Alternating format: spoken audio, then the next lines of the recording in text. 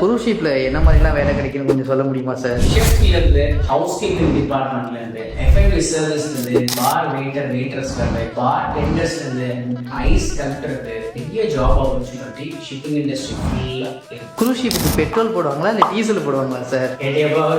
Diesel தான்ப்பா shipping industry ஃபுல்லாக. நீ பைக்குக்கு பெட்ரோல் போடுறப்ப நிறைய 1 லிட்டர் 2 லிட்டர்லாம் கிடையாது, லட்சக்கணக்கான லிட்டர்ஸ் ஒரு ட்ரிப்புக்கு போடுவாங்க.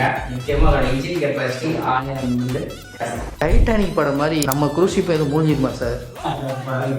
சோலார் ரேடார் ஜிபிஎஸ்ன்னு சொல்லிட்டு ஹை டெக்னாலஜியோட தான் இன்னைக்கு ஷிப்ஸ் எல்லாம் பில்ட் பண்ணப்படுது. டைட்டானிக் காலத்துல கப்பல் முடியுது, இந்த டைம்ல வைஃபை கூட கிடையாது. குரூஸ் ஷிப்ல கேப்டன் மேல பெரிய ஆளுங்க யாரும் இல்லையா சார்? ஃபிளைட்ல எப்படி பைலட் தான் கடவுளோ அதே மாதிரி கப்பல் இண்டஸ்ட்ரியில வந்து பார்த்தீங்கன்னா கேப்டன் தான் கடவுள்.